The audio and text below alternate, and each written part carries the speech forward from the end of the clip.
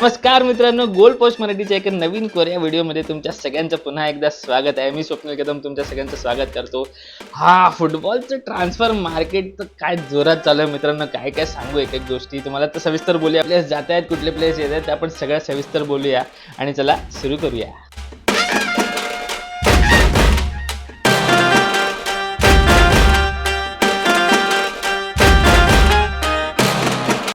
फुटबॉलचं हे मार्केट एकदम गरमागरमीचं चालू आहे. ट्रान्सफर विंडोज तर एकदम जोरात चालू आहे आणि ही ट्रान्सफर विंडो ना, ही मला तरी असं वाटतं की या सीझनची ही जी ट्रान्सफर विंडो ना, ही लक्षात राहण्यासारखी ट्रान्सफर विंडो असणार आहे. कारण खूप हालचाली चालू आहेत. जवळपास सगळेच प्लेयर्स हालचाल करतात किंवा काय काय प्लेयर्स तर म्हणजे काय काय क्लब्स तर हालचाल करत पण नाही, ते पण बोलूया. सगळ्यात मोठी गोष्ट परत एकदा रॉड्री हा रिअल मॅड्रिडमध्ये जातोय का नाही. रॉड्रीकडे कॉन्ट्रॅक्ट आहे सध्या तरी मँचेस्टर सिटीचं. आणि जसा तो खेळतो किंवा जसं त्याचे प्रोफाईल आहे तसाच प्लेअर त्यांना रिअल मॅड्रिडला हवा आहे. आणि रिअल मॅड्रिड खूप इंटरेस्टिंगली त्याच्या मागे जाते. रिअल मॅड्रिडने एक बीड पण टाकली आहे.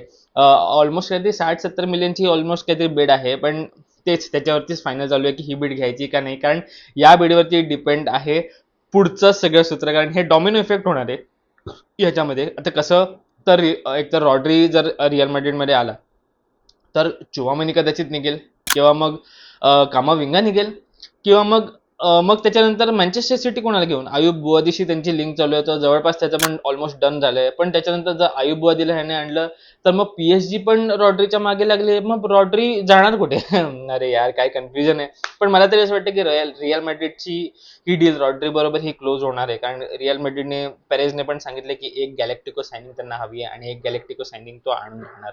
त्याच्या व्यतिरिक्त आता लिव्हरपूल ही आता जागी होते हळूहळू ट्रान्सफर मार्केटमध्ये. मला तरी असं वाटलं की लिव्हरपूल ही या ट्रान्सफर मार्केटमध्ये खूप ऍक्टिव्ह असणार आहे. पण तसं झालेलं नाही आहे, तर का माहिती नाही. लिव्हरपूलचं सगळ्यात मोठं म्हणजे मोहम्मद साला, आता त्याचा कॉन्ट्रॅक्ट संपलेला आहे. सो त्याच्यामुळे मोहम्मद साला खेळणार नाहीये. सो त्याच्यामुळे लिव्हरपूलला कोणता तरी एक तगडा प्लेअर पाहिजे जो विंग्समध्ये केला. आणि लिव्हरपूल लागले बार्कोलाच्या मागे. बार्कोला लिव्हरपूलमध्ये आला तर बापरे, अजूनच मजा येणार आहे.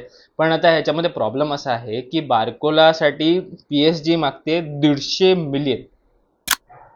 150 मिलियन म्हणजे बार्कोला हा तेवढ्या व्हॅल्यूचा प्लेअर सध्या तरी नाही. पण मार्केटमध्ये जसं चाललंय आणि विंगर्स जसं लिव्हरपूलला पाहिजे आणि लिव्हरपूलला गरज आहे आणि या गोष्टीचा फायदा PSG उचलणार आहे. सो त्याच्यामुळे त्याची प्राइस जस्टिफाईड मला तरी वाटत नाहीये, म्हणजे आम्हाला तरी वाटत नाहीये रादर. पण कदाचित ही डील फायनल होणार आहे असं मला तरी वाटतं. कारण लिव्हरपूलला तो एक प्लेअर, त्या प्रोफाईलचा एक प्लेअर पाहिजे जो त्या सिच्युएशनला त्या जागेवरती व्यवस्थित खेळून देईल. आणि ही डील कदाचित लवकरात लवकर क्लोज होईल असं मला तरी वाटतं. याच्या व्यतिरिक्त लंडन क्लब आर्सेनल तर बाप रे बाप. आर्सेनलची टीम पहिल्यापासून स्ट्रॉंग आहे. म्हणजे त्यांना असं काही जास्त खरेदी करायची गरज नाही आहे ट्रान्सफर मार्केटमध्ये. पण तरी सुद्धा ब्रुनो गुमारेसची त्यांची लिंक येते, ते ऑलमोस्ट डन झालेलं आहे बहुतेक तरी. सो त्याच्यामुळे ब्रुनो गुमारेस हा एक की प्लेअर असणार आहे. त्याची मिडफिल्ड एक खूप स्ट्रॉंग असणार आहे. आय गेस ट्रोसार्ड हा कदाचित सोडून जाणार आहे का सोडून गेलेला आहे, आय एम नॉट शुअर. आणि आर्टेटाला आर्सेनलची ही मिडफिल्ड ही अजून स्ट्रॉंग करायची. आणि जर ब्रुनो गुमारेस झालं तर बापरे, त्याचा वर्ल्ड कपचा फॉर्म सोडून द्या. पण जर इकडे आर्सेनलमध्ये आला तर एकदम मजा येणार आहे. याच्या व्यतिरिक्त विनिशियस ज्युनियर बद्दल बोलायचं होतं. बापरे, विनिशियस ज्युनियर कुठे जातोय काय समजत नाही. कारण ही खूप द्विधा मनस्थितीमध्ये अडकलेला आहे विनिशियस ज्युनियर पण आणि रिअल मॅड्रिडमध्ये पण. कारण रिअल मॅड्रिडला तो हवा पण आहे आणि नको पण आहे. आता सिच्युएशन अशी आहे सध्या की डिसेंबरमध्ये जर त्याचं कॉन्ट्रॅक्ट रिन्यू नाही झालं, म्हणजे हा शेवटचं वर्ष आहे त्याच्या कॉन्ट्रॅक्टचं, जर आणि पुढच्या जूनमध्ये त्याचं कॉन्ट्रॅक्ट एक्सपायर होणार आहे. पण जर डिसेंबरमध्ये जर त्याचं कॉन्ट्रॅक्ट रिन्यू नाही झालं डिसेंबरपर्यंत, तर तो डिसेंबर नंतर फ्री एजंट होऊ शकतो. आणि त्याच्यामुळे रिअल मॅड्रिडला हा खूप मोठा लॉस होणार आहे. आणि रिअल मॅड्रिड हा लॉस, फक्त पैसा यायला पाहिजे त्यांच्याकडे, रिअल मॅड्रिड हा लॉस बेअर करणार नाही. सो त्याच्यामुळे रिअल मॅड्रिड खूप प्रेशर टाकते विनिशियसवरती की तू लवकरात लवकर कॉन्ट्रॅक्ट साईन कर, जे कॉन्ट्रॅक्ट एक्सटेन्शन आहे ते साईन कर आणि त्याच्यानंतर कदाचित ते विकतील पुढच्या वर्षी वगैरे. पण आर्सेनल विचार करते विनिशियस ज्युनियरसाठी. हा खूप मोठा सायनिंग असणार आहे आर्सेनलसाठी. कारण आर्सेनलची टीम ही अशी आहे ना की सुपरस्टारची टीम नाही आहे त्यांच्याकडे, की त्यांच्याकडे मॅनेजर सुपरस्टार आहे. जो मिकेल आर्टेटा जो आहे तो सुपरस्टार आहे त्यांच्याकडे. सो त्याच्यामुळे सुपरस्टार ॲज सच कोणी नाही. बुकायो साका वगैरे यांच्याकडे चांगले चांगले प्लेयर्स आहेत. पण विनिशियस ज्युनियर सारखा जो एक की प्लेअर असेल की म्हणजे विनिशियस ज्युनियरमुळे आर्सेनलची टीम ओळखली जाईल, असा कुठला प्लेयर त्यांच्याकडे नाही आहे. सो त्याच्यामुळे आर्सेनलला हवा आहे की एक सुपरस्टार, आणि तो त्या प्रोफाईलमध्ये त्या विंग्सला तो बरोबर चांगला जस्टिफिकेशन करू शकतो.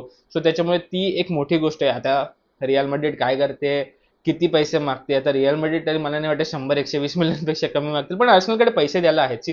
पण ह्याच्यामध्ये एक गोष्ट येते की एक स्टेटमेंट सायनिंगची, कारण तुमच्याकडे पैसे आहेत, तुम्ही प्रीमियर लीग जिंकलेले आहात, तुम्ही चॅम्पियन्स लीगच्या फायनलला गेलेला होता.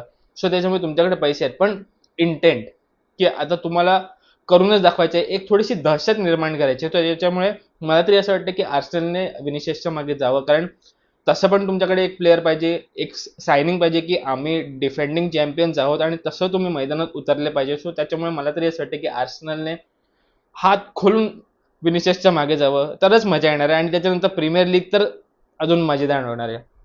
त्याच्यानंतर आपला क्लब चेल्सी.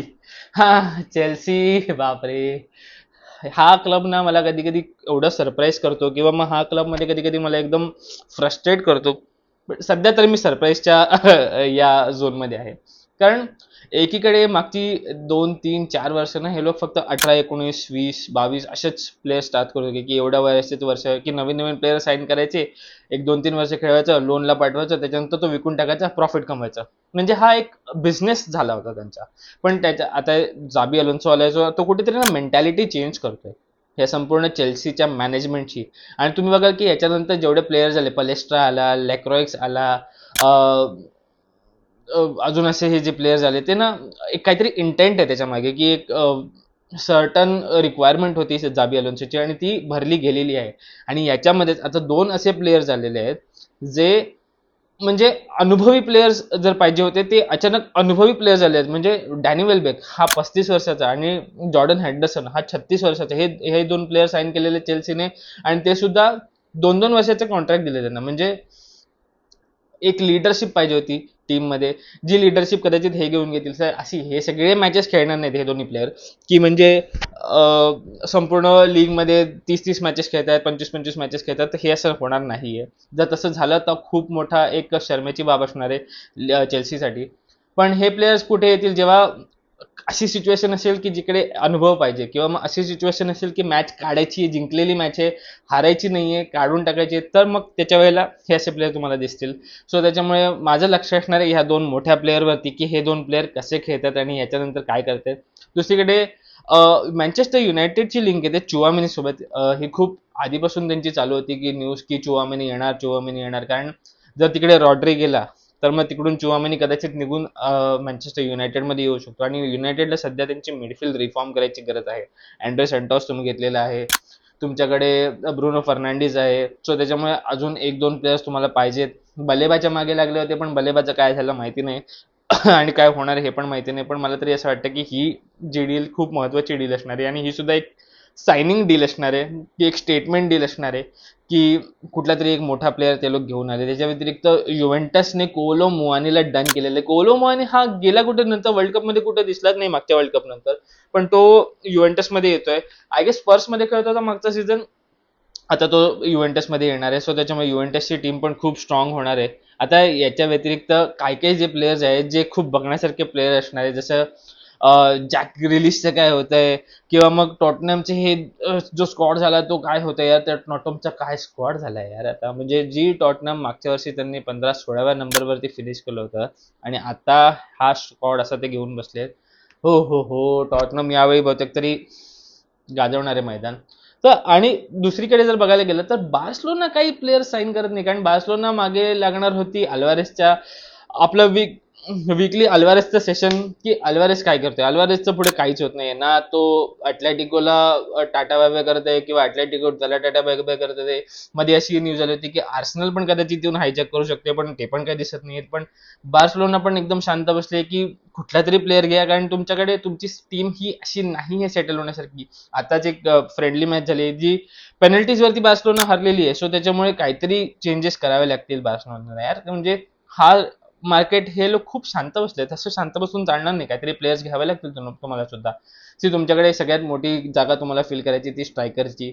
लेव्हानडोस्की सोडून गेलेला आहे, लेव्हानडोस्की MLS मध्ये गेला. सो त्याच्यामुळे ती एक जागा भरून काढायची आहे. सो त्याच्यामुळे काहीतरी करावं लागेल यार. बघूया काय होतं. तर रिअल मॅड्रिड आपल्या सगळ्यांना माहिती आहे की काय काय करते, बाप रे बाप. ही ट्रान्सफर विंडो ही बहुतेक तरी रिअल मॅड्रिडच्या नावाने ओळखली जाणार आहे. मला असं आठवतं की म्हणजे असं आठवतंय मला की 2010-11च्या वेळेला जी ट्रान्सफर विंडो झाली होती की एका ट्रान्सफर विंडोमध्ये तुम्ही रोनाल्डोला पण घेऊन आले होते, तुम्ही काकाला पण घेऊन आले होते, तुम्ही करीम बेन्झेमाला घेऊन आले होते, आणि त्याच्यानंतर जी ट्रान्सफर विंडो म्हणजे ओझिलला घेऊन आले होते, खदिराला घेऊन आले होते. ही एकदम आयकॉनिक ट्रान्सफर विंडो झाली. तशी काहीतरी ही ट्रान्सफर विंडो होणार आहे असं मला थोडं फार वाटतं. आता ह्याच्यानंतर आता आपण बोलूयात रोनाल्डो दादांविषयी. रोनाल्डो दादा सौदीमध्ये, रोनाल्डो दादा सध्या खेळत आहेत, आणि सौदीमध्ये ज्या क्लबमधून रोनाल्डो दादा खेळत आहेत, अल नसरची टीम, या टीम वरती आहे 1800 कोटीचं कर्ज. बापरे. एक तर या लोकांनी सुरुवातीला खूप पैसे देऊन प्लेअर विकत घ्यायचे हे सगळं झालेलं आहे, आणि आता हे लोक झालेत कर्जबाजारी झाले आहेत. आता ही अशी काही मोठी बाब नाही, अशी चिंतेची बाब नाही की किंवा त्याच्यामुळे रोनाल्डो सोडून जाणार का, असं पण काही होणार नाहीये. पण एक स्टेटमेंट आहे हे सुद्धा की तुम्ही जे अंधाधुंद पैसे जे खर्च केले होते एका वेळेला, तर ते सगळं तुम्हाला आता हार्म होत आहे. आणि याच्यानंतर आता खूप काही काही चेंजेस येणार आहेत अल नसरच्या टीममध्ये पण, की मॅनेजमेंट चेंज होते आहे.